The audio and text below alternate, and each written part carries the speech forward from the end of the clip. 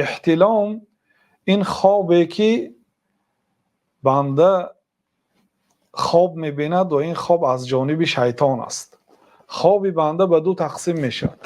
خواب نیک از جانب الله تعالی هست، خواب بد از جانب شیطان است. بنابراین شیطان اگر در بیداری نتواند یا اگر چی تواند هم در خواب هم ناامید نیست.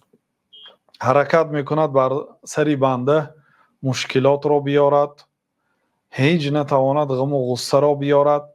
خوابهای بد، خوابهای تشویش دهنده، خوابهای ترساننده، خوابهای غمگین کناننده را میبیناند تا اینکه طبیعت بنده خیره شد. چون که او دشمن است، او میخواهد همیشه به بنده به قدری که میتواند ضرر خود را برساند. و احتلام این یک خواب است که انسان خواه مرد باشد خواه زن در خوابش علاقه میکند، کدام نوع علاقه جنسی باشد، و از او منی خارج می شود، از او آب نطفه خارج می شود و حالا که او خواب است.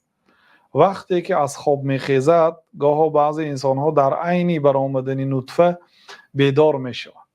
وقتی که بیدار شد واقعا نطفه از او خارج شده است، لباسهاش تر شده است و بدنش تر شده است، این را حس می کند.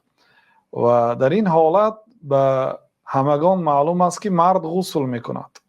وقتی که مردی که در خواب دید که احتلام شد می بیند که از او منی جاری شده است، خارج شده است و اکثر احوال خوابش را هم در نظر دارد، در خاطر دارد که در خوابش با همسرش یا با زن دیگری یا عموما لذتی برآمدن منی را حس کرد و وقتی که از خواب بیدار شد اثری منی را در لباس و در بدنش دید، برای او غسل واجب میشد.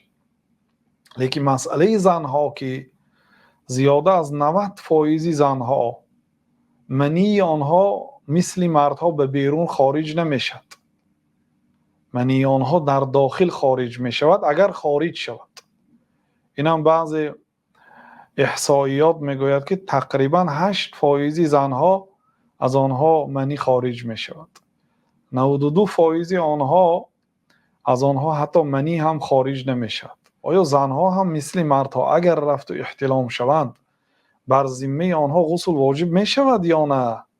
بعد پیامبر صلی الله علیه و سلم گفتند که نعم اذا رأت الماء، در بعضی روایات نعم اذا هی رأت الماء، بله غسل میکند اگر آب را بیند. گفتند یعنی این کلمه بیند نه با چشم سر، چون با چشم سر زنها دیدن منی خود خیلی نادر است.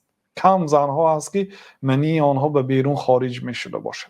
نعم اذا هی رأت الماء، بله اگر آب را بیند به معنی آب را حس کند، یعنی لذت را حس کند و حس کند که یعنی که به او فتور رسید. فتور یعنی آن خسته شویی که بعد علاقه بر سری مرد می آید، عیناً همون گونه اگر خسته شود یعنی که شهوت او به غایتش رسد، در این حالت وقتی که بیدار شد غسل می کند.